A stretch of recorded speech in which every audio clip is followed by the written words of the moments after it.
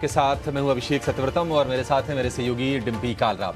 आपको हम पहले से भी आगाह कर रहे थे कि बजट के करीब जितना हम जाएंगे थोड़ी थोड़ी वोलेटिलिटी बढ़ेगी और आज बाजार में वो साफ विजिबल भी हो रहा है, क्योंकि आप देखिए मुनाफा वसूली आज हावी होती दिख रही है।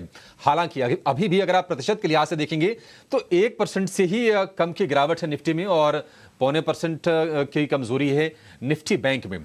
इस वक्त निफ्टी के 50 में से 40 से ज्यादा शेयर कमजोरी के साथ कारोबार कर रहे हैं और आज गिरावट ज्यादा हावी हो रही है मेटल में, कैपिटल गुड्स में। हालांकि ये पिछले अगर आप 3-4 ट्रेडिंग सत्र से देखेंगे तो ये वो पैक हैं जहां पर प्रेशर बनता हुआ साफ साफ दिख रहा है। आज आईटी ने शुरुआत अच्छी की लेकिन वो उस गेंस को टिका पाने में कामयाब नहीं हो पाया। आप अगर इन्फोसिस को भी देखेंगे तो जहां पर शुरुआत हुई थी वहां से काफी नीचे आ गया है और अब जो बढ़त है सिर्फ 2% की या फिर उससे भी कम रह गई है। सवाल यह है क्या बाजार में मुनाफा वसूली अभी और बढ़ेगी? क्या आपको सावधान हो जाना चाहिए? जिनके मन में शॉर्ट का ख्याल आ रहा है क्या उनके लिए मौका बनेगा या नहीं बनेगा, उनकी रणनीति क्या होगी, ये सब कुछ समझेंगे अगले 1 घंटे में। हमारे साथ दिग्गज एक्सपर्ट जुड़ेंगे और हम बारीकी से सारे आंकड़ों का, वायदा बाजार के जो डेटा हैं जो फॉर्म हो रहे हैं उनका भी विश्लेषण करेंगे। लेकिन चलिए जान लेते हैं कि इस शो में अगले 1 घंटे में हम करने क्या वाले हैं। थोड़ी देर में 2:35 पर हम लेकर आएंगे क्लोजिंग के सौदे यानी कि क्लोजिंग ट्रेड्स। 2:40 पर ऑप्शंस का एक बेहतरीन ट्रेड होगा। 3 बजे मार्केट एट 3 होगा। 3:05 पर हम लेकर आएंगे खबर घर में, हमारा एक खास सेगमेंट होता है जहां पर हम डीलिंग रूम का हाल जानते हैं।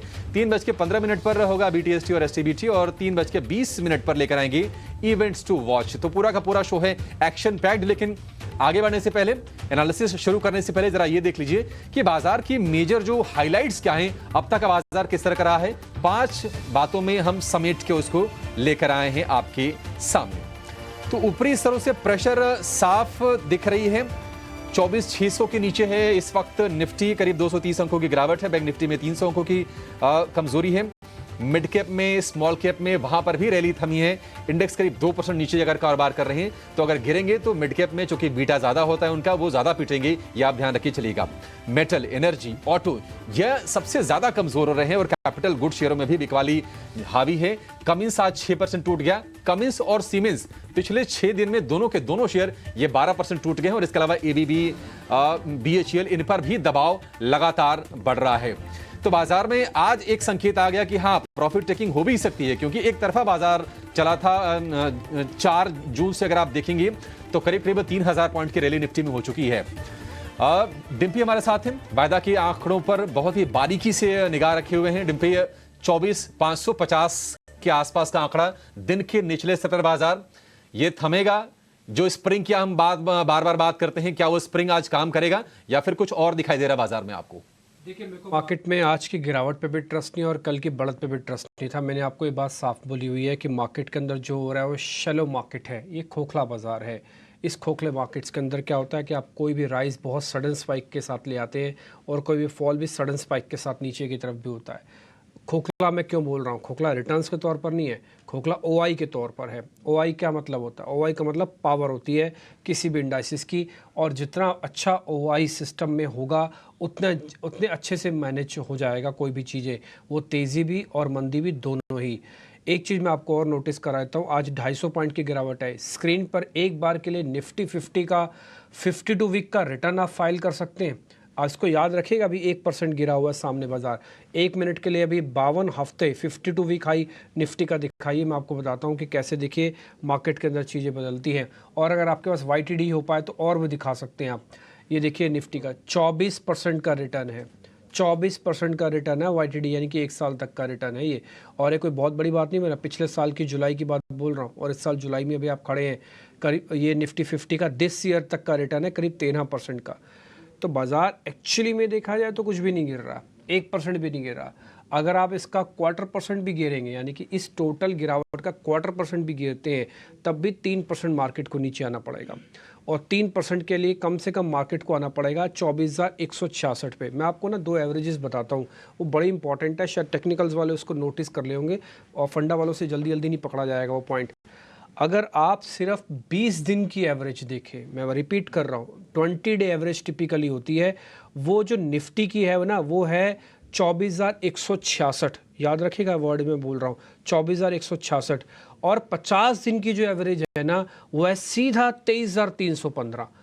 आप ये सोचो 24,200 और सीधा 23,200, 1000 पॉइंट का फ़र्क है 20 दिन और 50 दिन में, क्योंकि बाज़ार एक वर्टिकल राइज लेके आया हुआ है, इसलिए फ़र्क बहुत बड़ा है। अगर ये 20 दिन पे रुक जाता है तो सब कुछ ठीक है, जो स्प्रिंग के बाद बोल रहे हो स्प्रिंग भी बचा रहेगा और सारी चीज़ अपने आप में ठीक है। लेकिन अगर ये 20 दिन की एवरेज टूटती है और फाइनली 24,000 का लेवल भी टूटता है, ट्रस्ट में ये 50 दिन के एवरेज को टेस्ट करने के लिए भी जा सकता है। जो इस समय मेरे पास जानकारी है वो है करीब करीब 23,315 के लेवल की। आप सोच के देखिए 23,315 बोल रहा हूँ मैं, तो यानी कि यहाँ से करीब करीब 1000 पॉइंट नीचे जा सकता है। लेकिन ये सब कुछ इवेंट बेस्ड है, बजट के अंदर भी बहुत सारी चीज़ें आ सकती हैं, बजट बाजार को नीचे भी ला सकता है। एक और चीज़ मैं आपको सुबह नोटिस कराऊंगा, मैंने सुबह सुबह भी आपको नोटिस कराई थी और मैं 4-5 दिन से नोटिस करा रहा हूँ, वह इंडिया विक्स। इंडिया विक्स अभी भी 15 के आसपास नहीं है। जब तक 15 के पार नहीं करेगा आपको बजट वाली फीलिंग ही नहीं आएगी, फील ही नहीं होने देगा आपको मार्केट। आप कुछ भी करते रहिए, आपको मार्केट फील ही नहीं होने देगा। तो 15, 16, 17, 18 तक अगर इंडिया विक्स आता है तो आपको मार्केट में बजट की फीलिंग आएगी और वो फीलिंग आपको मार्केट के अंदर भी नोटिस होगी, क्योंकि वो रेजिस्टेंसेस कैप करवाएगा और बाजार को नीचे लाएगा। इस समय का मार्केट करीब 250 अंकों के आसपास की गिरावट के साथ का है। बैंक निफ्टी में अगर आप परसेंटेज में देखेंगे तो कम है, वो सिर्फ आधा % है, क्योंकि बैंक निफ्टी चला भी उस हिसाब से नहीं था।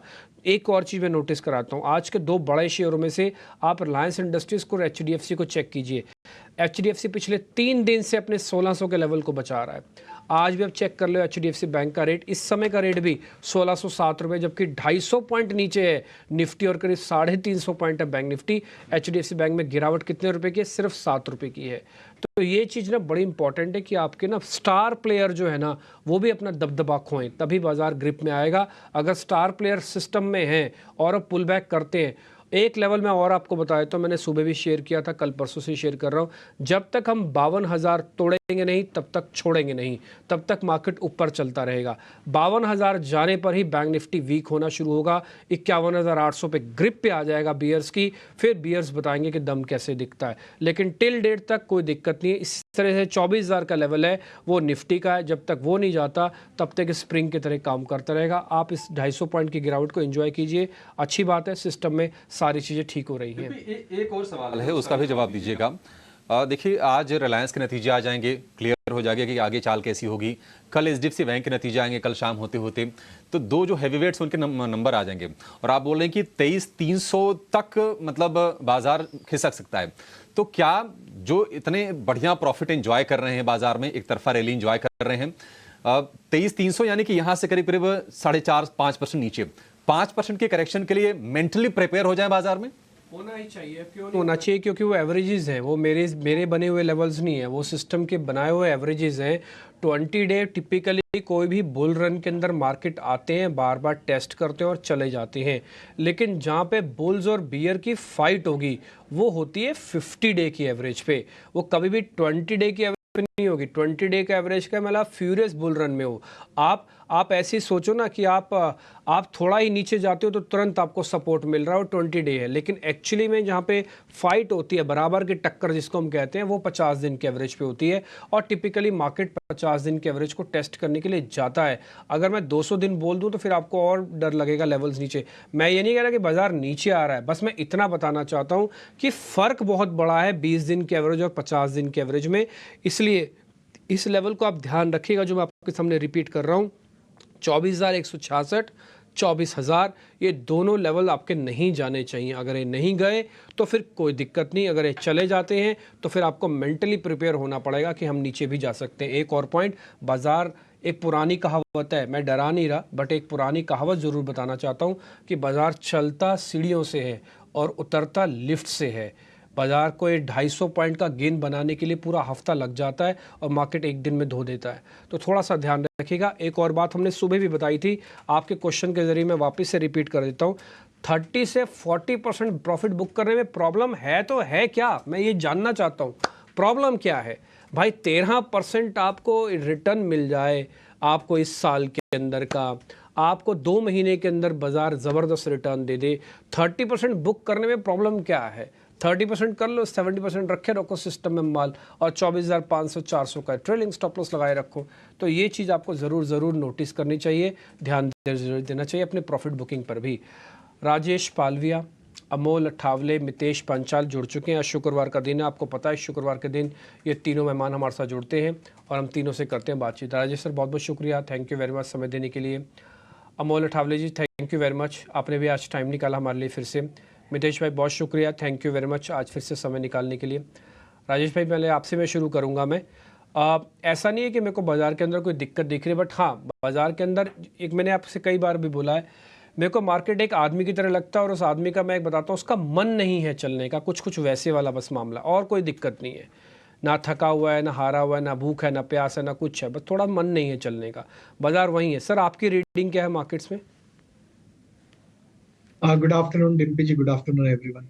सो देखिए, मार्केट इतनी तेजी से इतनी बड़ी छलांग मार्केट ने लगाई है पिछले कुछ हफ्तों महीनों में, तो थोड़ा तो थकेगा। और हमें दिख रहा है कि एक बड़ी इवेंट लाइंड अप है, जिसमें काफी कुछ दिशा निर्देश यहाँ से देखने को मिलेंगे आगे आने वाले इस गवर्नमेंट के कार्यकाल के, कि किस तरीके से अब ये गवर्नमेंट का फोकस रहेगा और कहाँ किन क्षेत्रों में ज्यादा उनका रुझान रहेगा और कहाँ पे स्पेंडिंग और किस तरीके से गवर्नमेंट आगे के लिए काम करने वाली है।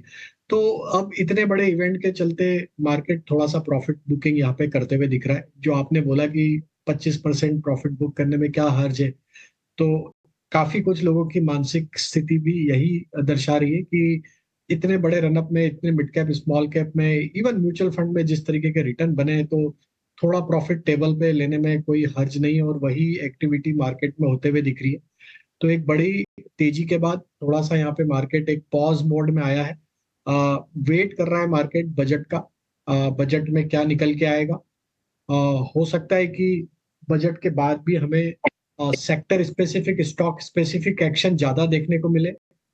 इंडेक्स हो सकता है कि शायद एक ही जगह रहे, क्योंकि बजट में जो भी अनाउंसमेंट निकलेंगे वो काफी कुछ क्षेत्र से, सेक्टर से रिलेटेड होंगे, तो वो सेक्टर्स में जरूर एक मोमेंटम बनेगा, क्योंकि ये तो भरोसा है मार्केट को कि लॉन्ग टर्म में बाजार आगे ही बढ़ना है और यहाँ से इंडिया ग्रोथ स्टोरी इंटैक्ट है।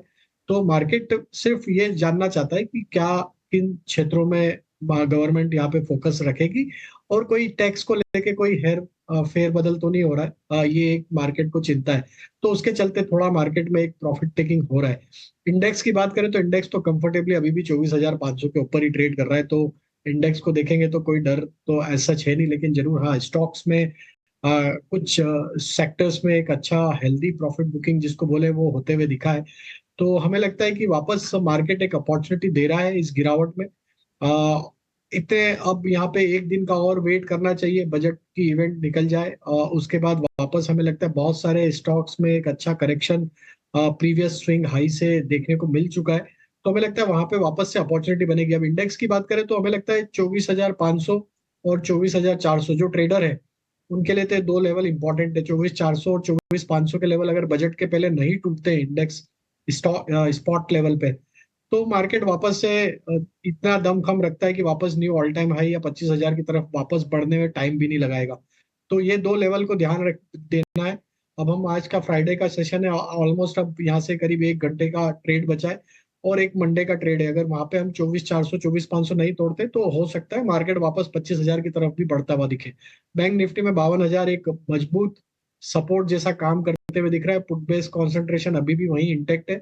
तो हमें लगता है जब तक 52,000 का लेवल बैंक निफ्टी भी होल्ड करते हुए दिखेगा, यहाँ पे भी मार्केट अटेम्प्ट करेगा कि एक पुल बैक का ट्रेड बनाते हुए दिखे, लेकिन कंफर्मेशन मिलेगा कि ये एक्सटेंड होगी तेजी, वो होगी 52,700 के ऊपर बैंक निफ्टी में। और निफ्टी में अब जो तेजी कंफर्म होगी वो होगी 24,750 के ऊपर। ये लेवल निकले तो 25,000 आने में टाइम नहीं लगेगा। मार्केट काफी ऑलरेडी करेक्ट हो चुका है और जो मनी साइडलाइन में बैठी हुई है वो वेट कर रही है इस इवेंट का। और जैसे ये इवेंट निकलेगा मुझे लगता है वापस मार्केट में बाइंग इंटरेस्ट आएगा और मार्केट वापस अपनी तेजी की चाल पकड़ेगा। ये इंडेक्स पर चर्चा थोड़ी ज़्यादा आपको लग रही होगी, लेकिन ये ज़्यादा चर्चा ज़रूरी है क्योंकि हम बजट के मुहाने पर खड़े हैं। हम रिकॉर्ड हाई से थोड़ी प्रॉफिट टेकिंग के संकेत देख रहे हैं। कई बार क्या होता है कि ट्रेड से ज़्यादा ज़रूरी ज्ञान होता है और बाज़ार में क्या करना है से ज़्यादा ज़रूरी होता है ये जानना कि क्या नहीं करना है। तो ये सारी चीज़ें समग्रता में डिम्पी और ये राजेश जी के माध्यम से आपके सामने चली। लेकिन आप वेट कर रहे होंगे कि ट्रेडिंग वाले सौदे कब आएंगे, उसका वो भी हम लेके आते हैं और क्लोजिंग ट्रेड की शुरुआत करेंगे। हमारे एक्सपर्ट्स भी हैं तैयार।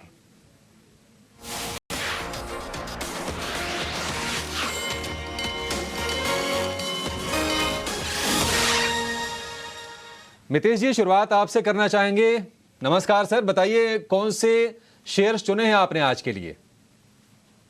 नमस्कार, good afternoon Abhishek ji, good afternoon Dimpy जी और पैनलिस्ट को भी गुड आफ्टरनून। 3 स्टॉक हैं जो हमारे हिसाब से सिस्टम और मेथड के हिसाब से बहुत ही स्ट्रॉन्ग कमबैक रैली के लिए रेडी है और यहाँ पे एक स्ट्रॉन्ग री रेटिंग देखी जा सकती है। पहला है दीपक फर्टिलाइजर। स्टॉक ने 730 के ऊपर एक स्ट्रॉन्ग कंफर्मेशन दिया है। स्टॉक अभी 757 के ऊपर ट्रेड कर रहा है, तो दीपक फर्टिलाइजर खरीदने की सलाह रहेगी 757 पे। यहाँ पे स्टॉप लॉस रहेगा 710 710 का और टारगेट रहेगा 825 का 825 का। दूसरा जो स्टॉक है वो है विनीति ऑर्गेनिक्स। विनीति ऑर्गेनिक्स में लगातार एक स्ट्रॉन्ग बाइंग मोमेंटम देखा गया है। आज भी स्टॉक ने 52 वीक हाइस लगाए हैं, तो विनीति ऑर्गेनिक्स 1900 के ऊपर एक स्ट्रॉन्ग कंफर्मेशन मिला है सिस्टम और मेथड के हिसाब से। तो यहाँ पे 1925 पे Vinati organics buy side trade formation के लिए रहेगा।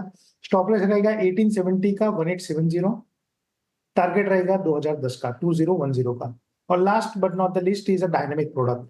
बहुत ही स्ट्रॉन्ग एक कंफर्मेशन है वीकली और मंथली चार्ट के ऊपर। स्ट्रॉन्ग फॉर्मेशन है, heart of heart bottom formation, और हर एक डिप यहाँ पे बाई साइड ट्रेड फॉर्मेशन के लिए ही बनाई गई है। तो डायनेमिक प्रोडक्ट्स के ऊपर 320 के ऊपर एक स्ट्रॉन्ग कंफर्मेशन मिला है। स्टॉक 352 के ऊपर ट्रेड कर रहा है, तो डायनेमिक प्रोडक्ट 352 के ऊपर बाय करना चाहिए। यहाँ पे स्टॉप लॉस आपका रहेगा 335 का और टारगेट रहेगा 380 का। ठीक है, डायनेमिक प्रोडक्ट ये सिस्टम और मेथड के थ्रू ये स्टॉक्स आइडेंटिफाई करके मितेश जी लाते हैं। आपको शेयर थोड़ा कमजोर दिखेगा, लेकिन 380 रुपए का टारगेट इसमें होगा। बाय की रिकमेंडेशन है। इस बीच देश की सबसे बड़ी सीमेंट कंपनी, मार्केट कैप के लिहाज से, वॉल्यूम के लिहाज से, हर पैरामीटर पर सबसे बड़ी कंपनी अल्ट्राटेक के नतीजे आगे हैं। आय 11% घटी है, 18,070 करोड़ रुपए की क्वार्टर ऑन क्वार्टर ये आय निकल के आई है। ये नंबर हैं अप्रैल, मई और जून, यानी कि पहली तिमाही के। उसके बाद जुलाई में तो मॉनसून पिकअप कर लेता है। वैसे जून में भी थोड़ा इफेक्ट हो जाता है, क्योंकि साउथ इंडिया में, महाराष्ट्र में कुछ रीजन्स में उसका असर एक दिख सकता है। मुनाफे पे 25% के आसपास की गिरावट है। 1697 करोड़ रुपए का मुनाफा क्लॉक किया है कंपनी ने, और ये सिक्वेंशली ये नंबर है, यानी कि पिछली तिमाही से तुलना करके, मतलब कि Q4 से तुलना करके ये Q1 के नंबर्स हैं। शेयर आपको 3% कमजोर दिखेगा। एक बार दिखाइए कि किस तरह से परफॉर्म कर रहा है नतीजे आने के बाद। UltraTech cement 11,326। वॉल्यूम ग्रोथ के आंकड़े इसमें इंपॉर्टेंट होंगे, और ये भी देखना होगा कि इसमें, अच्छा ठीक है, एबिडा के भी नंबर आए हैं, वो 26% वो भी गिरी है। 3,039 करोड़ रुपए का ये फिगर आया है। प्राइमा फेसी नंबर्स कमजोर दिख रहे हैं। राजेश जी, एक व्यू चाहेंगे आपसे अल्ट्राटेक के शेयर को लेकर। 300 रुपए कमजोर, 2.5% नीचे है फिलहाल शेयर ये। तो देखिए, रिजल्ट का रिएक्शन जरूर दिया और स्टॉक में अब 20 डे मूविंग एवरेज के नीचे फिसलता हुआ दिखा है स्टॉक। तो हमें लगता है 11,500 11,550 ये दो लेवल को ध्यान में रखना होगा हायर साइड पे, जब तक इसके ऊपर अभी क्रॉस नहीं करता है ये। तो अर्ली वॉलेटिलिटी है रिजल्ट के चलते। अगर ये वापस 11,550 के ऊपर आएगा तो फिर कंफर्टेबल पोजीशन में आते हुए दिखेगा अल्ट्राटेक सीमेंट वापस, और हमें लगता है फिर बाइंग के ट्रेड यहाँ पे बनते हुए दिखेंगे। बट अभी टाइम बीइंग के लिए जिस तरीके से स्टॉक अभी 11,500 के नीचे फिसला है, और हमें लगता है कि अगर ये इसके नीचे रहा तो इसका नेक्स्ट लोअर साइड पे जो लेवल बन सकता है वो करीब 11,050 और 11,000 की तरफ ये स्टॉक फिसलते हुए दिख सकता है। मार्जिन पर भी प्रेशर है, हालांकि मार्जिन पर जो प्रेशर है वो मार्जिनल है। 17% से घट के 17% से थोड़ी की 20%, अच्छा एबिटा मार्जिन 20% से घटकर 16.8%, ये क्वार्टर ऑन क्वार्टर ये नंबर। शेयर है दिन के निचले स्तर पर, 3% गिरावट, 11,300 के आसपास से ट्रेड कर रहा है। राजेश जी, लगे हाथ सर अपने ट्रेड आप बता दीजिए, फिर हम अमोल जी के पास जाएंगे। तो अभिषेक जी, आज दो ही स्टॉक है इस वोलेटाइल मार्केट में, एक लॉन्ग एक शॉर्ट है। शॉर्ट साइड में मेटल स्पेस पे हमें लगता है कि वीकनेस फर्दर और बढ़ते हुए दिख सकती है। पूरा सेक्टर ही एक प्रेशर में दिख रहा है और एक हेल्दी करेक्शन यहाँ पे आते हुए दिखा है मेटल स्टॉक्स में। वीकली सेटअप पे भी देखें तो most of the metal stocks पिछले 3-4 वीक से एक डिस्ट्रीब्यूशन यहाँ पे दिखा रहे थे, और अब यहाँ पे आज एक प्राइस क्रैक सभी मेटल स्टॉक्स में देखने को मिला है। जिंदल स्टील एंड पावर पे शॉर्ट करने की सलाह है। फ्यूचर्स में। डाउन साइड के टारगेट हम एक्सपेक्ट कर रहे हैं 920 910 तक आते हुए दिख सकते हैं। स्टॉप लॉस जो रखना होगा करीब होगा 960 के आसपास। तो Jindal steel and power future short करने की सलाह है। लॉन्ग साइड में एफएमसीजी में हमें लगता है आईटीसी यहाँ से बाय किया जा सकता है। यहाँ पे एक स्ट्रेंथ बनी हुई है और जिस तरीके से एक कंटिन्यूटी बनी हुई है अप ट्रेंड की पिछले 3-4 हफ्तों से देखें तो स्टॉक एक सस्टेन अप ट्रेंड दिखा रहा है। Series of higher high low यहाँ पे बनते हुए दिखे तो हमें लगता है कि यहाँ पे मोमेंटम बना रहेगा। और अपसाइड के टारगेट आईटीसी के हम एक्सपेक्ट कर रहे हैं 485 तक के। स्टॉप लॉस होगा करीब 466 के आसपास। ठीक है, बढ़िया है। आईटीसी कंजम्पशन डिफेंसिव्स की तरफ थोड़ा थोड़ा सा टिल्ट है और 485 के टारगेट हैं आईटीसी के लिए। 475 रुपये का भाव हो गया। देखिए आप, ये 499 रुपये 50 पैसे से ये शेयर गिरा था, 400 रुपये के आसपास आया, वहां से फिर ये स्ट्रेंथ दिखाना शुरू किया था। आईटीसी हमारे एक्सपर्ट्स के रडार पर भी आ रहा धीरे धीरे लौट के। अमोल जी, आपके स्टॉक्स कौन से हैं सर? जी नमस्ते।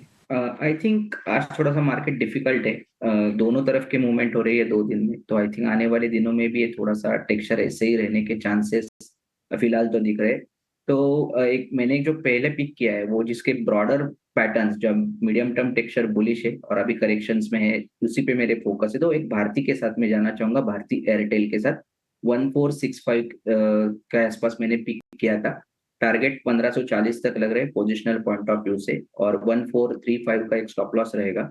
दूसरा मैं जाइडस वेलनेस के साथ जाना चाहूंगा, जो आज के करेक्शन में तो प्रॉफिट नहीं हुआ है, और यही महीने में अगर हम देखें जुलाई सीरीज में तो एक 20% तक रैली कर चुका है स्टॉक। अभी भी ब्रेकआउट के बाद कंसिस्टेंटली हायर बॉटम फॉर्मेशन में 2175 के आसपास मैंने पिक किया था।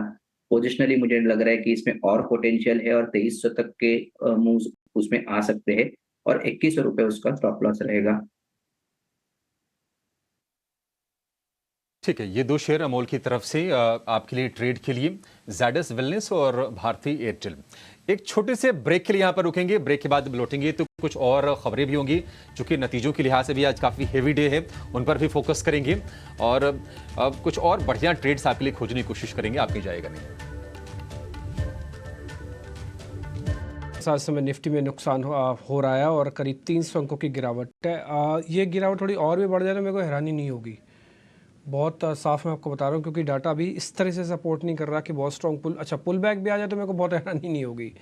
द रीज़न इज़ बीइंग, अच्छा एक बार आप निफ्टी का ओआई वाली प्लेट वापस से दिखा सकते हैं, जो सुबह भी हमने आपको बताई थी। निफ्टी की ओआई वाली प्लेट जहाँ पे ओपन इंटरेस्ट लिखा होता है, प्रोड्यूसर साहब अगर आप दिखा पाएँ थोड़ा जल्दी तो। लेकिन इस चीज़ को नोटिस कीजिएगा, एक बार हमने 24,500 और 400 के रेंज को ब्रेक कर दिया ना, तो एक एम लेयर को भी हम ब्रेक कर देंगे। ये देखिए इस समय का अनवाइंडिंग का थोड़ा प्रेशर है, 2.5% ओआई घटा हुआ है। इसी तरह से एक बैंक निफ्टी का भी होगा, जरा वो भी दिखा देना। और एक और चीज़, अभी ना आप डिस्काउंट भी देख पा रहे होंगे, अमूमन डिस्काउंट आता नहीं है जल्दी जल्दी, बट डिस्काउंट आया है। और एक और बात, आज ना फ्राइडे का सेशन है, टिपिकली वो प्रॉफिट बुकिंग के लिए भी जाना जा सकता है। ठीक, एक और चीज़ जो मेरे को आज मार्केट में नोटिस, मैं सारे नोटिसेबल पॉइंट आपको बता रहा हूँ। बैंक निफ्टी का भी दिखाना है इसी तरह से, ना बैंक निफ्टी का भी फ्यूचर की प्लेट होगी, वहाँ पे भी अनवाइंडिंग का प्रेशर होना चाहिए मेरे हिसाब से। एक बार देख लेता हूँ, मैं भी आपके सामने सारी चीज़ देख रहा हूँ मैं। अगर बैंक निफ्टी आप दिखा पाएँ तो फ्यूचर की प्लेट, यस यहाँ पे ऑलमोस्ट फ्लैट है, यहाँ पे तो ओपन इंटरेस्ट ही नहीं है, यहाँ पे तो 0.04% का, और वैसे भी कम था इसके अंदर कॉन्ट्रैक्ट।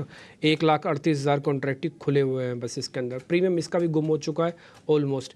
एक और चीज़ मैं आपको दिखाता हूँ मैं, आज निफ्टी का एक बार आईटी इंडेक्स दिखाइए। ये जो क्लाउड आउटेज हुआ है अभी माइक्रोसॉफ्ट की तरफ से, और ये वर्ल्ड वाइड कंसेप्ट है, कुछ कुछ कोविड जैसा वर्ल्ड वाइड कंसेप्ट जैसा कि सबके मशीनें क्रॉस बाउंड्रीज सब कुछ ख़राब हुआ। लेकिन मेरे को आज आईटी इंडेक्स की गिरावट देख के ऐसा लग नहीं रहा कि ये बहुत बड़ा एक इशू है। वैसे अपने आप में बड़ा इशू है ये साइबर सिक्योरिटीज़ के कंसर्न पैदा करेगा, बट आईटी के इंडेक्स के टूटने पर भी मेरे को थोड़ा सा डाउट है कि अभी तक इतना टूटा क्यों नहीं। मेरे हिसाब से तो गिरावट आनी चाहिए थी, क्योंकि अभी अभी मेरे को पता लगा कि लंदन मेटल एक्सचेंज वगैरह एलएमई वगैरह जो खुली हैं या जो यूरोपियन बाज़ार खुले हैं, वहाँ पे गिरावट ज़्यादा है। और कुछ माइक्रोसॉफ्ट के जो कंपनीज़ हैं वहाँ पे जो लिस्टेड है, वहाँ पे भी नुकसान बड़ा है। अभी मेरे पास ये जानकारी मैंने अभी जस्ट थोड़ी देर पहले ही रीड किया तो मेरे को पता लगा, बट इंडियन आईटी इंडेक्स उतना नहीं टूटा हुआ। एक और चीज़ आप मेरे को दिखाना जरा स्क्रीन पर, जरा मैं ये मेहमानों के सामने भी रखना चाहता हूँ, वो है एडवांस डिक्लाइन की रेशो भी एक बार ज़रा वो भी दिखाइए, एडवांस डिक्लाइन की रेशो। फिर हम ऑप्शंस का चैंपियन भी लेंगे एक, और हमारे साथ नितलेश पावस्कर जुड़ जाएंगे। एक बार ज़रा एडवांस डिक्लाइन दिखाना। निफ्टी, बैंक निफ्टी, उसमें फ्यूचर्स वाले प्लेट भी आती है जिसमें, तो उसमें सिर्फ 7 ही शेयर मेरे पास अभी तक लॉन्ग में दिख रहे हैं। ये कुल मिला के ओवर शॉर्ट कवरिंग मिला के 10 है। ये जो 10 में से 3 में कवरिंग है और 7 में लॉन्ग है। इसका मतलब आज बाजार के अंदर खरीदारी क्रॉस बोर्ड कहीं नहीं हुई है, ठीक है। और जो भी हुआ है वो सिर्फ प्रोटेक्शन के नाम पे हुआ है। आप देखो एनएससी की रेशो भी बेहद ख़राब है, लेकिन बीएससी की रेशो में आपको भी वहाँ पे भी 1:3 दिख रहा होगा, 3000 वर्सेस 1000 दिख रहे हैं।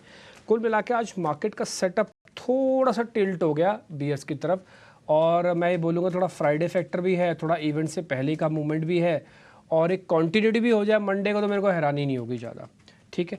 एक काम हम करते हैं राजेश सर, बाज़ार अच्छा चला हुआ है, हालांकि कोई क्रिटिकल लेवल ब्रेक नहीं हुआ है, लेकिन फिर भी कोई पुट प्लस कर सकते हैं बैंक निफ्टी की। मैं वजह बताता हूँ सर, 31 तारीख वाली मैं प्लस कर सकता हूँ, मेरे पास जगह है। मैं अगर जुलाई महीने में आऊँ तो, क्योंकि इस बार 31 तारीख की एक्सपायरी है। कोई पुट, कोई इस तरह की कोई चीज़ आप बताना चाहेंगे, फिर हम एक ऑप्शन का ट्रेड और पता करेंगे। पहले आप सर इंडेक्स का बता दो मेरे को ज़रा। तो डिम्पी जी देखिए, इवेंट के पहले डायरेक्शनल ट्रेड लेना थोड़ा डिफिकल्ट है, बट एक सेफ्टी के लिए पुट में ट्रेड करना ठीक रहेगा, क्योंकि वहाँ रिस्क आपकी लिमिट हो जाती है।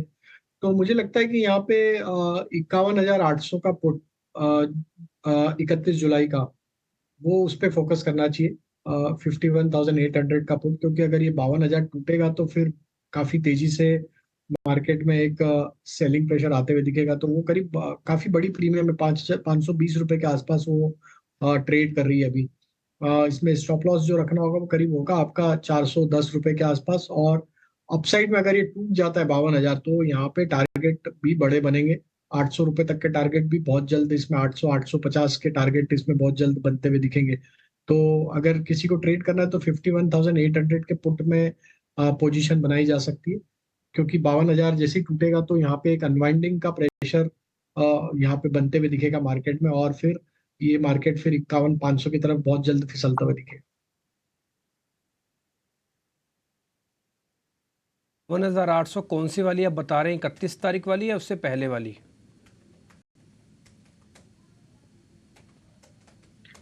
क्योंकि उसके पहले की फिर 24 जुलाई है, just next day to budget है वो। ओके, तो फिर ये लास्ट वाली रखें सर, यानी कि लास्ट वाली आप समझ रहे हो ना, लास्ट वाली समझू ना फिर मैं, हाँ, 52,800 की जो पुट है जुलाई बिल्कुल वाली। बिल्कुल, यस यस, 51,800 की पुट 31 जुलाई ठीक। Monthly expiry. ठीक है सर, उसके तो रेट वैसे उसके रेट अलग आ रहे हैं सर। हाँ, तो मैं उसके वैसे आपको रेट बता देता हूँ। 52,800 की जो मेरे पास बैंक निफ्टी की जुलाई पुट है, उसका रेट 1028 आ रहा है। एक बार जरा आप भी चेक कर लो, आप भी वही ना, देख रहे हो ना, आप टिम्पी कोई जी, दूसरा तो कुछ नहीं चेक कर रहे, 51 क्योंकि मेरे पास उसके जुलाई 51,800 का की जो रेट पुट, आ रहा है 1028 है।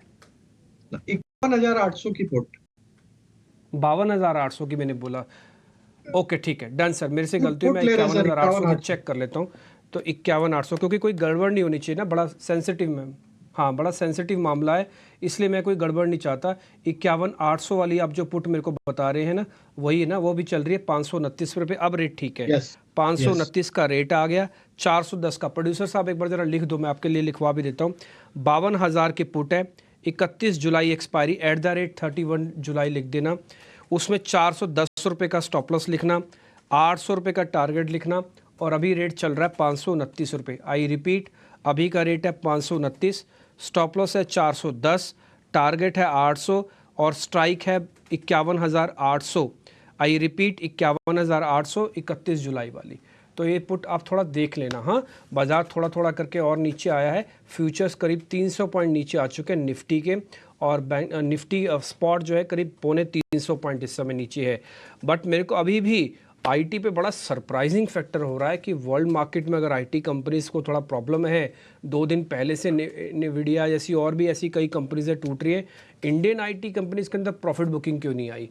अमोल सर, अगर प्रॉफिट बुकिंग आती है तो किस में आएगी? परसिस्टेंट ने थोड़े से भी नंबर ख़राब किए तो वो आ गया। अच्छा एक काम करना सर, आप जब तक परसिस्टेंट या और आईटी चेक करके रखना, मैं नितलेश पावस्कर से एक ऑप्शंस का ट्रेड ले लेता हूँ, ऑप्शंस की चैंपियन में।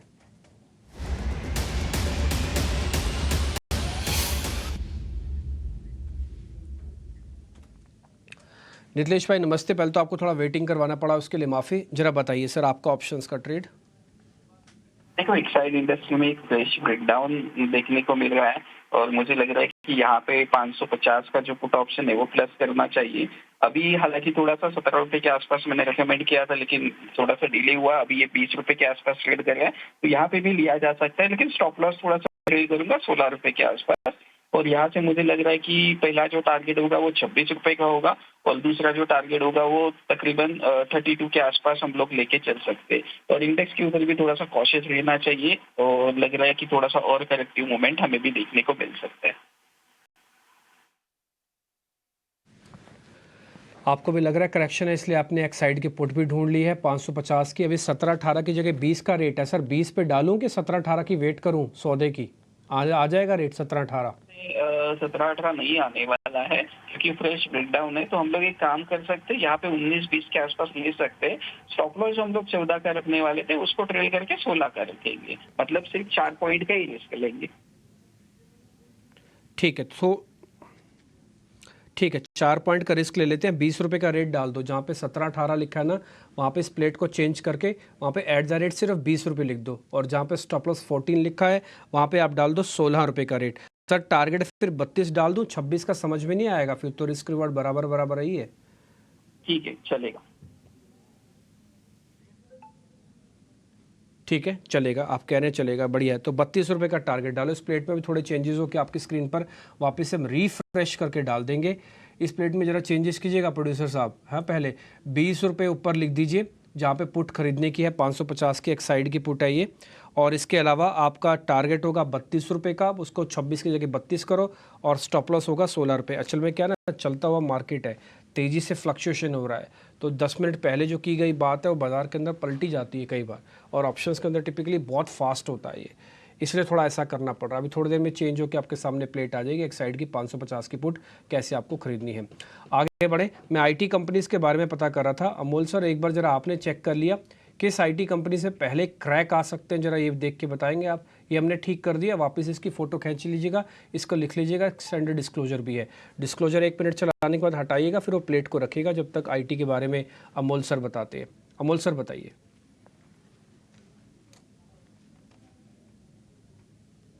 गिरा नहीं है, अदरवाइज विदाउट आईटी भी इंडेक्स निफ्टी अगर हम देखते हैं तो 275 पॉइंट्स का करेक्शन आ गया, तो अगर वो कंट्रीब्यूट कर देता तो ये शायद फॉल और बढ़ जाता। अगर हम देखते हैं ये वाला सीरीज, तो ओवरऑल सीरीज आईटी इंडेक्स के लिए अच्छा गया है, इसी ने आई थिंक इंडेक्स को सपोर्ट किया है, 10% के आसपास रैली हुई है। मुझे लगता है कि अभी भी इन्फोसिस और टीसीएस वो जो जो रिजल्ट्स आए थे, आई थिंक उसी का इम्पैक्ट था कि दोनों ही स्टॉक में अच्छा खासा तेजी मोमेंटम अभी तक मेंटेन था, अभी थोड़ा सा गिव अप किया है। अभी आपने जो पूछा था कि कहाँ से वीकनेस बढ़ेगा अगर आईटी इंडेक्स में करेक्शन आता है, तो जैसे कि आपने राइट पिक किया था कि एक परसिस्टेंट है जो एकदम से 6% का करेक्शन आया है और वहां पे डबल टॉप फॉर्मेशन भी है। तो चार्ट्स के हिसाब से अगर मैं देखता हूँ तो बेरिश कैंडल है, डबल टॉप फॉर्मेशन है, तो अगर आईटी इंडेक्स में वीकनेस बढ़ता है तो शायद परसिस्टेंट जैसा स्टॉक है जो ऑलरेडी चल चुका है और वहां पे रिवर्सल फॉर्मेशन भी फॉर्म हुआ है, तो वहां पे देखना पड़ेगा। अगर 4500 वो ब्रेक कर देता है तो वहां से एक थोड़ा सा वीकनेस बढ़ सकता है। और अगर मैं दूसरे देखता हूँ तो विप्रो में एक आज का जो रैली था वो उसने गिव अप कर दिया है। कल का भी एक बुलिश मोमेंटम था और उसी को 100% उसने रिवर्स कर दिया है। तो शायद ऐसा लग रहा है कि अगर ये 550 का लेवल अगर विप्रो ब्रेक करता है तो टेक्निकली विप्रो में भी थोड़ा सा सेलिंग प्रेशर बढ़ सकता है, जो 530 520 तक के भी उसमें सेल ऑफ आने के चांसेस टेक्निकल्स पे या चार्ट्स पे दिख के आ रहे हैं। ठीक है, परसिस्टेंट एक है, थोड़ा मूड तो ख़राब किया, अपना शेयर भी ख़राब किया। विप्रो एक अच्छा शेयर हो सकता है, अभी अभी ताज़ा ब्रेकआउट हुआ था, बड़े मूव के लिए जा रहा था ये, लेकिन धीरे धीरे करके इसने भी अपने आप को कमज़ोर किया है। मैं आईटी पे बेरिश तो नहीं हूँ, बट हाँ मेरे को आईटी पे थोड़ा डाउट जरूर रहता है। अभी तक के जो नंबर्स आए हैं उससे मैं भी काफ़ी एक्साइटेड हूँ, बट ये जो आज ग्लोबल आउटेज हुआ है ना, इसकी वजह से मेरे को वापस से कुछ कंसर्न्स हो गए हैं आईटी पे। अब पता नहीं अब ये कितना बड़ा मैटर भी हो सकता है। अभी तक तो खबरें ये भी आ रही हैं कि अभी तक ठीक नहीं हुआ पूरा मैटर। आप ये सोचो करीब ये 2-2.5 घंटे हो गए होंगे इस पूरी प्रोसेस को, उससे भी कहीं ज़्यादा के। अगर इस तरह से रहता और वर्ल्ड वाइड इशू हुआ है तो फिर अपने आप में एक बड़ी बात है, ये नोटिस करने वाली बात है। अभी तो हम सिर्फ ऊपर ऊपर से बता रहे हैं कि हाँ जी एयरलाइंस रुक गई, बैंक रुक गया, ये हो गया, वो हो गया।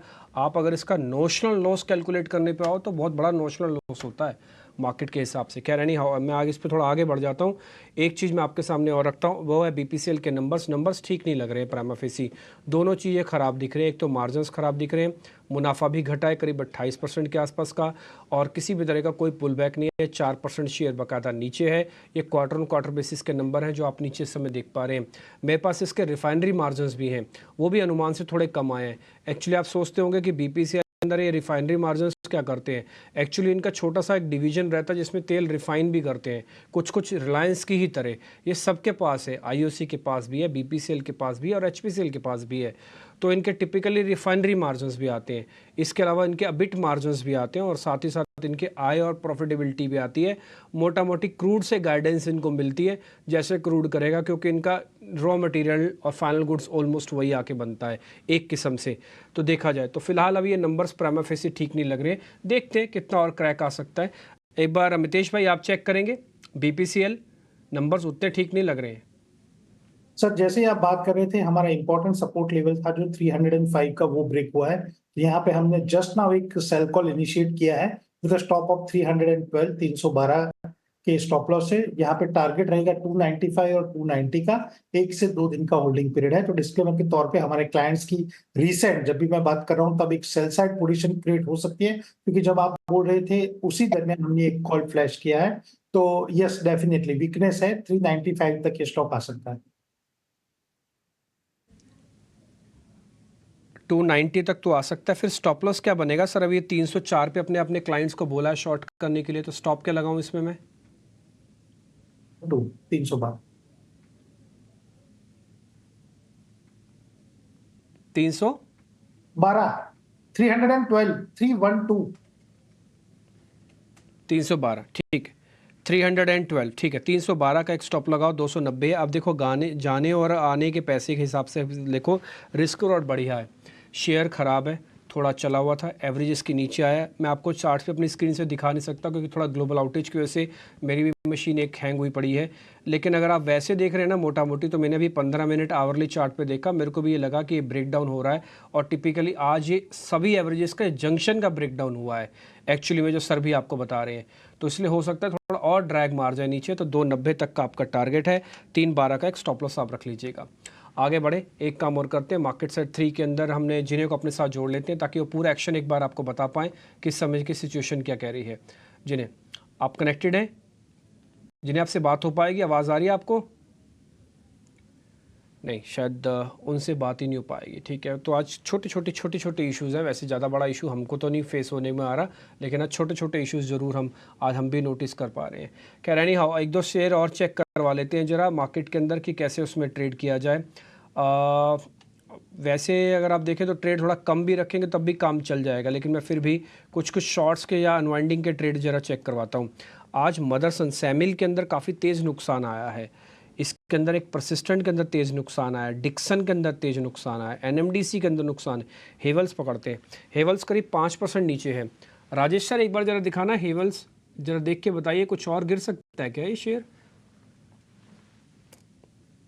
तो देखिए डिम्पी जी, मार्केट में आज सप्लाई है और इसमें हेवल्स को अगर हम देखें तो 50 दिन के मूविंग एवरेज के नीचे भी अब ये फिसल गया है कंफर्टेबली। जिस तरीके से अब ये स्टॉक में आज ब्रेकडाउन हुआ है डेली वीकली टाइम फ्रेम पे अगर हम देखें तो एक मल्टीपल सपोर्ट का ब्रेकडाउन भी वीकली चार्ट पे होते हुए दिखा है। तो 1820 के नीचे अब ये वीकली क्लोज आना एक नेगेटिव यहाँ पे चार्ट स्ट्रक्चर बनते हुए दिख रहा है।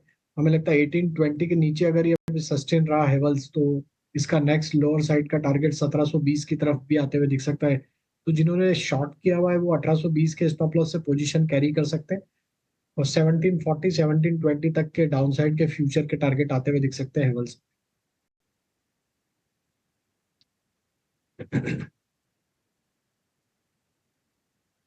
हेवल्स पे भी रिकमेंडेशन, एक्चुअली मैं हेवल्स पे ने इसलिए भी पकड़ा क्योंकि हेवल्स ना एक बजट ओरिएंटेड स्टॉक है। हेवल्स एक रियल एस्टेट का एंसिलरी है, इलेक्ट्रॉनिक की एक कंपनी है और एक मॉडर्न ज़माने का भी एक शेयर है, आप ऐसा समझ सकते हैं। इसके अंदर 3-4 बिजनेस और भी हैं इनके, जो इन्होंने ही एक्वायर किए हुए हैं। तो वो सारी चीज़ें, कंजम्पशन वाला हिस्सा भी काफ़ी हद तक हेवल्स से पकड़ में आता है, अर्बन कंजम्पशन टिपिकली। तो बहुत सारी चीज़ें हैं जो हेवल्स इस समय बजट से पहले आपको थोड़ा आगे पीछे करता हुआ दिख रहा है। एक शेयर और चेक करवा लेते हैं सर से। वो शेयर है चंबल फर्टिलाइज़र। आज प्राइस एक्शन अच्छा है बट ओपन इंटरेस्ट उतना नहीं है। अमोल सर जरा चंबल फर्टिलाइज़र देखना, बजट आते आते तक बुक कर लेना चाहिए सारा प्रॉफिट जिनके पास जितना भी है। आई थिंक जिस तरीके का सिनेरियो है और जिस तरीके का सपोर्ट्स लेवल पे भी बाइंग थोड़ा सा मिसिंग है, मुझे लगता है कि पार्शियल प्रॉफिट बुकिंग एटलीस्ट करना चाहिए। और 480 फिर भी एक प्रॉमिसिंग रेंज है, क्योंकि एक बड़े रैली के बाद स्टॉक ने काफी बड़ा कंसोलिडेशन किया है और उसके जो लो निकल के आ रहे हैं वो 480 के आसपास है। अगर वो ब्रेक हो जाते हैं तो एक टेक्निकल सेल ऑफ आ सकता है। अगर हम मीडियम टर्म के हिसाब से देखें तो वीकली या मंथली चार्ट्स पे कोई बड़ा वीकनेस है नहीं, बट ओवरऑल मार्केट देखते हैं और ओवरऑल अगर डेली चार्ट्स या इंट्राडे चार्ट्स का फॉर्मेशन अगर हम देखते हैं तो ये जो आज का रिवर्सल हुआ है, जो बेरिश कैंडल बना है और लोअर टॉप बना है, वो शायद कंटिन्यू रह सकता है और आने वाले दिनों में ये 460 440 तक के लेवल्स भी देखने को मिल सकता है अगर मार्केट में करेक्शन कंटिन्यू रहा तो।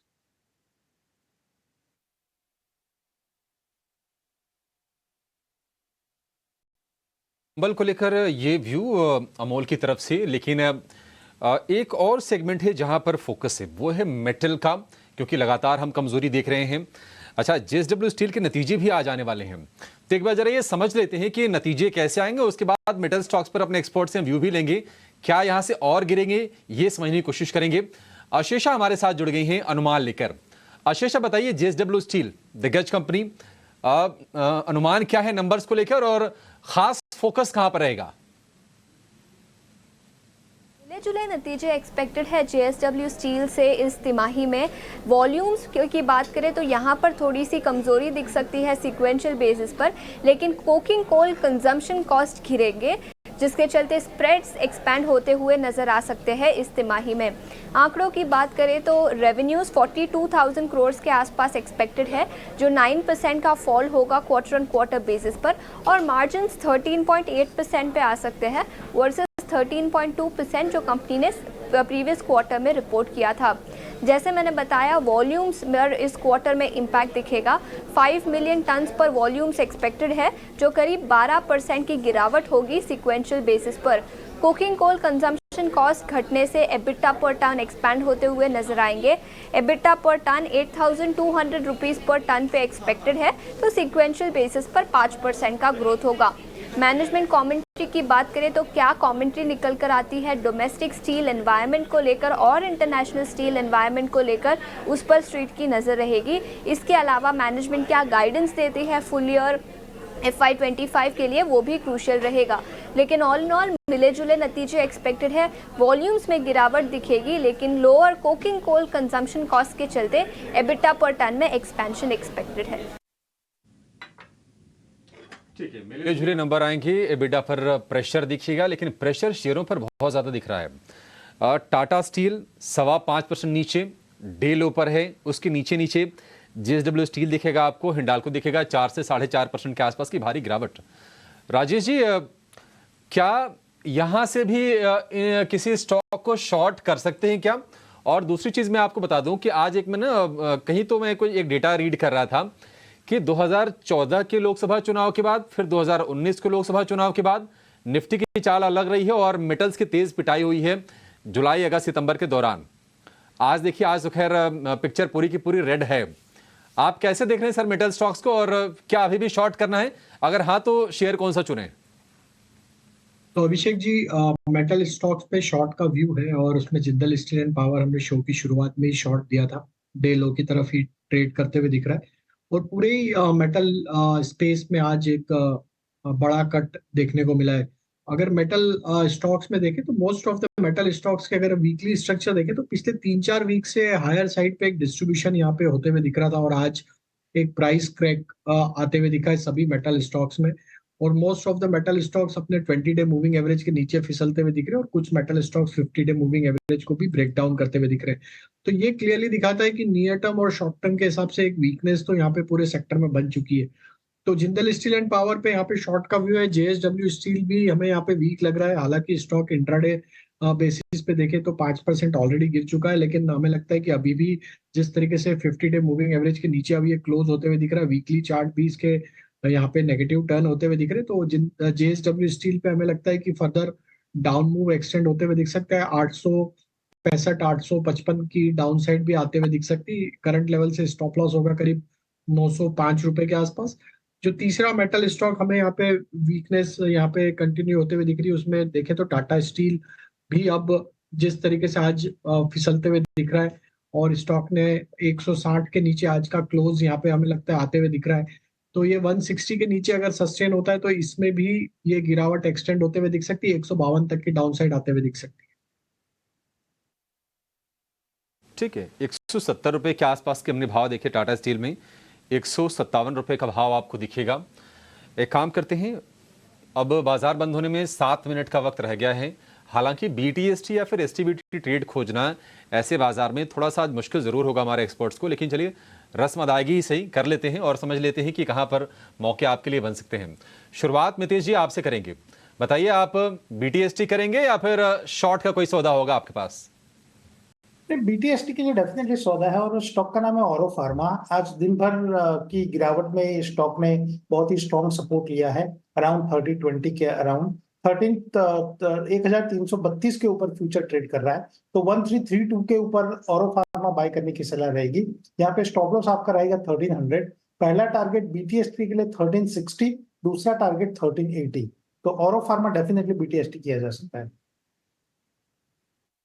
1360 1380 का ये टारगेट बनेगा, 1300 रुपए का स्टॉप लॉस अरविंदो फार्मा में लगा के आप चलेगा। ध्यान दीजिएगा, स्टॉप लॉस मतलब बिल्कुल उसका पालन भी कीजिए। अगर गेस्ट कह रहे हैं कि स्टॉप लॉस लगाना है तो लगाना है फिर वो। अमोल आप बताइए आपका सौदा क्या होगा? जी, आज के लिए मैं कुछ बुलिश साइड या बेरिश साइड, दोनों साइड पे मैं कुछ पिक नहीं कर रहा हूँ। The reason behind that, market काफी वोलाटाइल है, अनसर्टन है, और 24,500 के आसपास निफ्टी अभी है, तो शॉर्ट करने का मन नहीं कर रहा है। यही से कल एक टेक्निकल बाउंस बैक आया था, वो काफी शार्प था, और जिस तरीके से आज बिल्कुल भी पुल बैक मिसिंग है, मैं शायद थोड़ा वेट करूंगा और फिर मंडे को फ्रेश व्यू लेंगे। ठीक है, नो ट्रेड। कंफ्यूजन है, देखिए कशमकश जब होना तो फिर रिस्क क्यों लेना, वो ये स्ट्रेटजी भी ठीक है। राजेश जी आपके पास कोई है सौदे या फिर आप ही स्किप करेंगे? स्टॉक पसंद आ रहा है और वो सेक्टर जो कि हमें पसंद है अभी एफएमसीजी, और उसमें कोलगेट पामोलिव। ये स्टॉक हमने पहले भी आपके साथ डिस्कस किया है। हमें लगता है जिस तरीके की स्ट्रेंथ ये स्टॉक दिखा रहा है इस वॉलेटाइल मार्केट में, यहाँ पे कंटिन्यूटी बनी हुई है एक अप ट्रेंड की, और ऑल टाइम हाई ट्रेजेक्टरी को होल्ड आउट करते हुए दिख रहा है। तो कोलगेट पामोलिव पे बुलिश व्यू है। 3200 तक के अपसाइड के टारगेट के लिए बाय किया जा सकता है। स्टॉप लॉस रखना होगा करीब 3090 के आसपास। ठीक है, 3090 का स्टॉप लॉस कोलगेट पामोलिव के लिए। राजेश जी ये जो कैपिटल गुड्स वाले स्टॉक्स हैं ना, ये बिल्कुल मेटल के साथ कदम ताल करके ये भी टूट रहे हैं। कमिंस, सीमेंस, एबीबी, बीएचईएल, ये सारे गिर रहे हैं। इसमें क्या करें, क्योंकि गिर काफ़ी ज़्यादा गए, पिछले 5-6 दिन में 12-12, 13-13% ये शेयर टूट चुके हैं। बाय ऑन डिप्स करना है या फिर आपको लगता है कि अभी करेक्शन और बढ़ेगा इनमें? अभिषेक जी, मेरे हिसाब से एक दिन का और वेट कर ही लेना चाहिए, क्योंकि ये गिरावट तो काफी देखने को मिली कैपिटल गुड्स में। सीमेंस, क्यूमिंस और बाकी एबीबी, ये सारे स्टॉक्स काफी करेक्ट हुए। अगर हम इनका रिसेंट मूव देखें, ऑलमोस्ट 10 से 11% की गिरावट हमने इनके प्रीवियस स्विंग हाई से देखने को मिली ऑलमोस्ट सारे स्टॉक्स में। हमें लगता है एक दिन का और वेट ही करना चाहिए। बजट का अनाउंसमेंट एक बार निकल जाए, मार्केट जो थोड़ा सा नर्वसनेस या एक कॉशियस बिहेवियर यहाँ पे दिखा रहा है अहेड ऑफ बजट, वो इवेंट निकलने के बाद इसमें इनको रिव्यू करना चाहिए। और वापस जरूर लॉन्ग टर्म के हिसाब से तो अपॉर्चुनिटी मिलेगी और है इन स्टॉक्स में, लेकिन नियर टर्म सेटअप के हिसाब से ये सारे स्टॉक्स अभी 50 दिन के मूविंग एवरेज के नीचे फिसलते हुए दिख रहे हैं, तो थोड़ा सा अंडर परफॉर्मेंस रह सकता है इन स्टॉक्स में कंपेयर टू अदर सेक्टर्स। तो मेरे हिसाब से एक दिन का और वेट करेंगे इसमें, और उसके बाद इस पे कॉल लेंगे कि हमें वापस इसको अभी किस लेवल पे बाय करना। ठीक है, और थोड़ा रुकना समझदारी भी होता है। कई बार हमने आपको कई बार ऐसे बताया भी है मौके पर कि ऐसे पोजीशंस को रोको, छोड़ो, ले लो, बेच दो, जैसे भी होता है। जैसे डाटा हमको बता रहा है वैसे वैसे हम आपके सामने रखते हैं बात। 70 पॉइंट का नुकसान हुआ है आज मोटा मोटी। इस समय प्रीमियम डिस्काउंट ऑलमोस्ट ख़त्म हो चुका है निफ्टी के अंदर, और करीब कल 180 पॉइंट चला था निफ्टी, तो आज उससे 100 पॉइंट थोड़ा ज़्यादा गिरा है। और मार्केट ने अच्छी चीज़ जो बता रहा हूँ, पहले मैं वो बता देता हूँ। अच्छी चीज़ें ये हैं कि 24,500 के ऊपर बंद कर रहे हो। अच्छी चीज़ ये है कि आईटी का आज कोई ज़्यादा डैमेज नहीं हुआ, जबकि ग्लोबल प्रॉब्लम एक आई आईटी से जुड़ी हुई थी, वो नहीं हुआ। तीसरी अच्छी बात यह है कि रिलायंस और एचडीएफसी के नंबर आने बाकी हैं, उससे पहले बाज़ार ने अपने सपोर्ट को, खासकर एचडीएफसी और रिलायंस दोनों ने अपने सपोर्ट को बरकरार रखा, तोड़े नहीं। एक और अच्छी बात यह है कि भले एडवांस डिक्लाइन ख़राब हुई हो, लेकिन वैसे एज सच कोई मेजर प्रॉब्लम मार्केट के अंदर नहीं दिख रही है, ना ही लिक्विडिटी को। एक और अच्छी बात बताता हूँ कि अभी 15 का विक्स भी पार नहीं हुआ, तो ये विक्स इस मार्केट में इस बजट को थोड़ा नॉन इवेंट की तरह प्ले करवा रहा है, अभी तक तो करवा रहा है। मंडे ट्यूसडे और देख लेंगे, थोड़ा और पता लग जाएगा। फिलहाल तक की चीज़ों पे तो देख के लग रहा है। अब थोड़ी बुरी चीज़ बताता हूँ। बुरी चीज़ ये है कि मार्केट में 24,800 लगने के बाद अब वो रेजिस्टेंस की तरह काम करेगा। आज ऊपरी से स्तरों से हम थोड़ा नीचे आए हैं, मार्केट ने फॉल थोड़ा सीवियर दिखाया है एज़ कम्पेयर टू अगर आप दूसरी चीज़ों को देखेंगे। ऐसी कोई प्रॉब्लम नहीं दिख रही थी सुबह जिसकी वजह से बाज़ार को एकदम से तेज करना पड़े। क्या फ्राइडे फैक्टर है या फिर इवेंट से पहले का डर है, ये कुछ मार्केट में नोटिस हो रहा है। ये कुछ बुरी चीज़ें हैं। दूसरा पॉइंट, अगर नंबर्स थोड़े भी ख़राब आए एचडीएफसी रिलायंस वगैरह के, तो इसने एक कॉन्टिन्यूटी इफेक्ट गिरावट को और स्पीड अप कर सकते हैं, क्योंकि इन दोनों ने बाजार को संभाल के चलाया हुआ है। ऑलरेडी एचडीएफसी तो वहीं आ गया जहां से वो चला था, लेकिन अभी भी रिलायंस के पास है। एक और चीज़ आप जो नेगेटिव सिस्टम में देख पा रहे हैं, वो एडवांस डिक्लाइन आज बेहद ख़राब हुई है। आप देखोगे 2100 शेयर है वर्सेस 350 शेयरों के मुकाबले। ये फ्यूरियस बुल रन के अंदर उल्टा होता है और फ्यूरियस बियर रन के अंदर इस तरह से हो जाता है, यानी कि आपके बहुत बड़ी संख्या में आपके डिक्लाइंस दिखेंगे, चाहे वो छोटे और बड़े शेयरों का कॉम्बो ही क्यों ना हो, जो आपको टोटल के तौर पर दिख रहा होगा।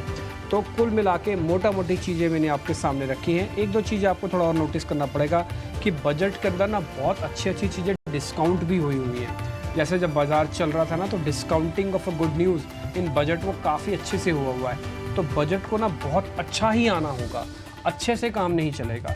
और ध्यान रखिएगा, ईटी नाउ स्वदेश पे ना हम एक मीटर भी चलाएंगे, जिसमें से 10 में से मार्क्स होंगे। उसमें से मैं आपको फिर से रिपीट कर देता हूँ, अभी तो बजट की स्पीच नहीं आई है और गेस्टों ने आउटलुक नहीं दिया अपना। अगर कोई भी गेस्ट उसको 7, 7.5, 8 नंबर देता है, समझ लेना बाजार ने वो बजट और मार्केट ने वो चीज़ें डिस्काउंट की हुई हैं। अगर 10 में से 10, 9.5 इस तरह की चीज़ें आती हैं जो मेजॉरिटी ऑफ द गेस्ट देते हैं, तो ही आप बाजार पे अपना व्यू पॉइंट को उसी सोच का रखिएगा कि अभी और जगह बाकी है। ठीक है, तो ध्यान से आप ट्रेड कीजिए, वॉल्यूम है। और ये 2-4 दिन अगर पास भी हो जाने देना चाहते हैं तो पास हो जाने दीजिए, नहीं लीजिए ट्रेड। क्या 362 दिन नहीं बचेगा ट्रेड करने के लिए? वो भी तो बचे, तब कर लीजिएगा। बहुत शुक्रिया मितेश भाई, थैंक यू वेरी मच, आपने आज समय निकाला। अमोल अठावले जी, थैंक यू वेरी मच आज टाइम निकालने के लिए। राजेश जी, आपका भी बहुत बहुत शुक्रिया, थैंक यू वेरी मच, आज टाइम आपने भी दिया। आपका वीकेंड शुभ हो। अगली बार आपसे मुलाकात होगी तो मैं मुंबई में ही होऊंगा, और उम्मीद कर रहे हैं आप दोनों तीनों मेहमान में से जो भी आप आए वो ज़रूर आइएगा। हमारी तरफ से मोस्ट वेलकम है हमारे न्यूज़ रूम में, अगर आप आ पाएँ तो।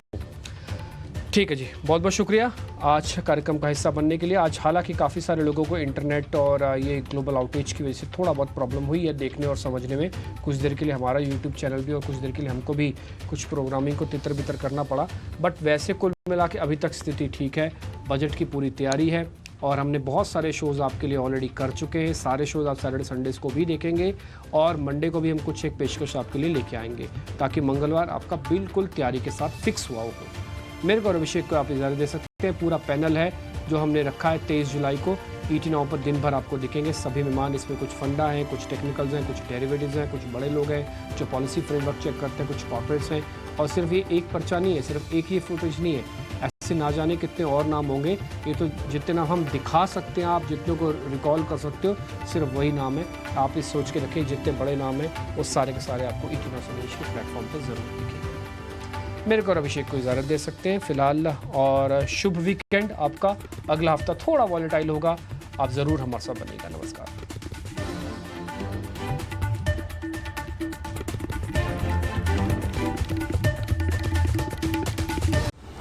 In association with SBI, solid bank की सॉलिड बैकिंग। क्या इस बार